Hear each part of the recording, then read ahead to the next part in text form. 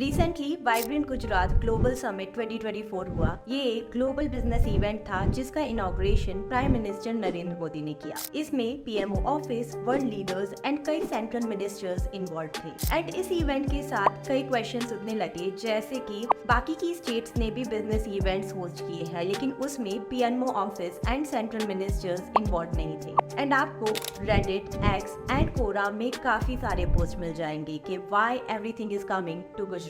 And after reading so many comments, मेरे अंदर के यूट्यूबर ने मुझसे कहा कि इस टॉपिक पे हमें रिसर्च करनी चाहिए। तो इस वीडियो में मैं आपके साथ शेयर करूंगी कि गुजरात में कौन कौन से डेवलपमेंट हुए हैं एंड उनके पीछे की रीजन क्या है। एंड लास्ट में मैं आपके साथ अपने व्यूज भी शेयर करूंगी। So without wasting further time, let's get started. इसमें सबसे पहले हम बात करेंगे स्मार्ट सिटीज की। ऑल टुगेदर गुजरात में 8 सिटीज को डेवलप किया जा रहा है, जिसमें धुलेरा सिटी, डायमंड सिटी जो सूरत है, गिफ्ट सिटी के साथ साथ अहमदाबाद, वडोदरा, गांधीनगर, राजकोट एंड दाहोद शामिल है। चलिए सबसे पहले बात करते हैं गिफ्ट सिटी की, जिसे पीएम नरेंद्र मोदी ने 2008 में अनाउंस किया था। एंड उस टाइम वो देश के प्रधानमंत्री नहीं बल्कि गुजरात के चीफ मिनिस्टर थे। ये फर्स्ट इंटरनेशनल टेक सिटी होगी जिसका प्राइमरी ऑब्जेक्टिव है to transform Gujarat into corporate haven.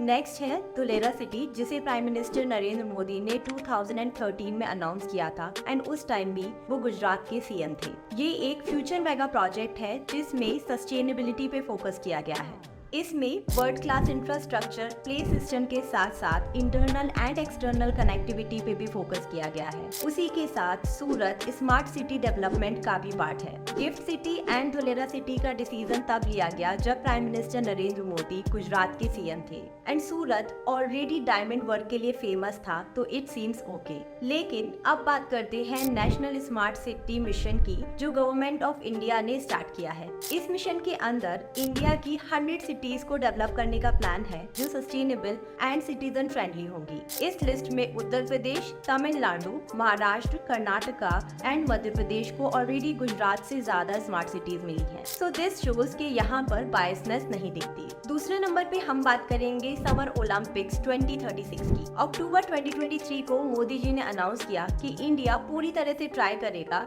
कि 2036 का ओलंपिक्स इंडिया होस्ट करे। एंड हमने ऑलरेडी अपना इंटरेस्ट भी शो कर दिया है। अगर ये बिडिंग हमारे फेवर में जाती है तो बहुत ज्यादा चांसेस हैं कि ये ओलंपिक गुजरात के अहमदाबाद में हो, लेकिन फिर भी ये कंफर्म नहीं है। इससे मेरे दिमाग में क्वेश्चन आया, why Ahmedabad, why not Mumbai, Delhi, Bengaluru और हैदराबाद? तो इस बात को समझने के लिए आपको थोड़ा बैकग्राउंड समझना पड़ेगा। पिछले कुछ सालों में गुजरात स्टेट गवर्नमेंट ने स्पोर्ट्स इंफ्रास्ट्रक्चर पे बहुत ज्यादा इन्वेस्ट किया है। इवन गुजरात इलेक्शन मैनिफेस्टो में भी ये चीज मेंशन की गई थी कि अगर वापस से ये पावर में आते हैं तो ओलंपिक को गुजरात में कराने का पूरा ट्राई करेंगे। एंड एक और चीज मैं आपको बताना चाहती हूँ कि जब भी ओलंपिक के लिए सिटी फाइनलाइज की जाती है तो उसके पहले इंटरनेशनल लेवल पर ऑडिट किया जाता है। एंड इस ऑडिट में वेरियस पैरामीटर्स को चेक किया जाता है, जैसे कि सिक्योरिटी कैसी है, कैपेसिटी कैसी है, एक्सेट्रा। एंड उसी के बाद जो भी सिटी इस ऑडिट में खरी उतरती है इन सारे पैरामीटर्स पे, उसको चुना जाता है। वैसे एक रिपोर्ट के हिसाब से अरविंद केजरीवाल ने दिल्ली एंड देवेंद्र फडणवीस ने मुंबई का नाम भी प्रपोज किया है, लेकिन खबरों की माने तो गुजरात स्टेट गवर्नमेंट को सेंटर से परमिशन मिल गई है, जिसके लिए 4 साइट्स पिक की गई हैं नियर अहमदाबाद एंड गांधीनगर। क्योंकि गुजरात में तैयारियां जोरों शोरों से चल रही हैं एंड बाकी स्टेट्स का कुछ सुनने में नहीं आ रहा है, तो जब तक इंटरनेशनल ऑडिट होगा वेरियस पैरामीटर्स के लिए, लगता है तब तक गुजरात ही रेडी होगा बाकी स्टेट्स के कंपैरिजन में। सो इट सीम्स कि सेंट्रल गवर्नमेंट स्टेट गवर्नमेंट को यहाँ पर सपोर्ट कर रही है, लेकिन फिर भी हमें ज्यादा इन्फॉर्मेशन के लिए रुकना पड़ेगा एंड उसके बाद ही हम कंफर्म होकर कुछ कह पाएंगे। तो अब बात करेंगे सेमीकंडक्टर मैन्युफैक्चरिंग की। वी ऑल नो कि गुजरात में सेमीकंडक्टर के बहुत सारे प्लांट्स आ रहे हैं, जैसे चिप मेकर माइक्रोन टेक्नोलॉजीज ने $2.75 बिलियन का प्लांट सेटअप करने का डिसीजन लिया है। ये प्लांट अहमदाबाद के पास सानन में आ सकता है। उसी के साथ टाटा ग्रुप ने भी अपना सेमीकंडक्टर प्लांट सेटअप करना स्टार्ट कर दिया है इन धुलेरा गुजरात। बट इस टॉपिक पर फर्दर डिस्कस करने के पहले आपको सेमीकंडक्टर इंडस्ट्री में इंडिया के विजन को समझना पड़ेगा। 21st सेंचुरी में इंडियन इलेक्ट्रॉनिक इंडस्ट्री की ग्रोथ हुई एंड इसके पीछे बहुत बड़ा सपोर्ट था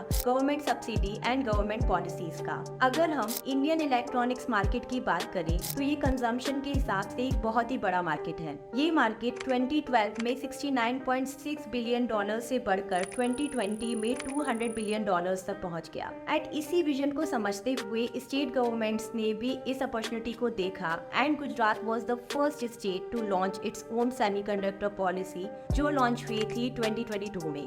इस पॉलिसी के अंदर गुजरात स्टेट गवर्नमेंट ने 20% का इंसेंटिव दिया फॉर अप्रूव्ड प्रोजेक्ट एंड ये ओवर एंड अबव था सेंट्रल के अप टू 50% के ऑफर से। इसका मतलब था कि 50% फाइनेंशियल सपोर्ट सेंट्रल गवर्नमेंट देगी and 20% financial support state government देगी। फिर गुजरात के बाद UP, Orissa and recently Tamil Nadu ने भी अपनी सेमीकंडक्टर पॉलिसी को लॉन्च किया। अब अगर हम यहाँ पॉलिसी की बात करें तो उत्तर प्रदेश, तमिलनाडु एंड उड़ीसा की पॉलिसीज गुजरात की पॉलिसी से बेटर है एंड इन्होंने जो फेयरनेस कंपनीज है उनको भी इंसेंटिव देने की बात कही है।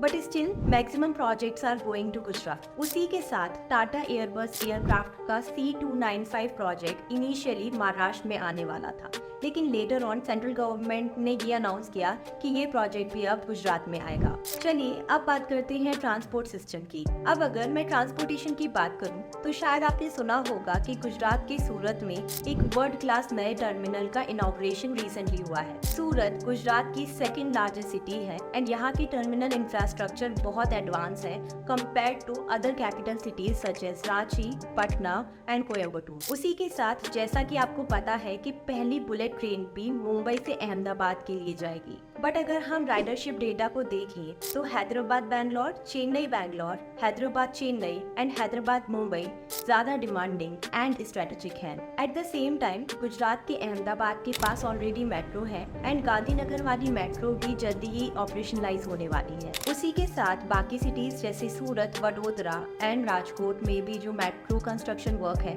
वो वेरियस स्टेजेस पे है, लेकिन कई ऐसी बड़ी सिटीज हैं जहां पर मेट्रो अभी तक अप्रूव नहीं हुई है। इसमें कहीं ना कहीं सेंटर की policies specifically bullet train and transport system को लेकर गुजरात को सपोर्ट करती नजर आती है। इसके अलावा वर्ल्ड का लार्जेस्ट क्रिकेट स्टेडियम भी गुजरात में बनाया गया है। नाउ टू कंक्लूड, कुछ पॉलिसी एंड डेवलपमेंट गुजरात के फेवर में है क्योंकि उनकी खुद की गवर्नमेंट ने बहुत पहले ही बहुत सारे रेवोल्यूशनरी प्रोजेक्ट्स को इनिशिएट एंड प्लान कर लिया था एंड ये उस टाइम की बात है जब सेंटर में कांग्रेस की गवर्नमेंट थी। हाउएवर कुछ सेक्टर्स में गुजरात स्टेट गवर्नमेंट को सेंट्रल गवर्नमेंट से काफी सपोर्ट मिला है, बट इस सपोर्ट को हम एक और एंगल से भी देख सकते हैं। जैसे किसी भी प्रोजेक्ट के सक्सेसफुल होने में central government and state government के सिंक में होने के साथ साथ लोकल पॉपुलेशन का सपोर्ट भी बहुत इम्पोर्टेंट है। एंड क्योंकि गुजरात के सीएम मोदी जी थे तो उन्हें ऑलरेडी गुजरात के चैलेंजेस के बारे में पता है। उसी के साथ गुजरात के लोग ऑलरेडी बिजनेस को लेकर ओपन माइंडेड हैं, तो बेसिकली यहाँ पर लोकल पॉपुलेशन का सपोर्ट भी इजीली मिल जाता है।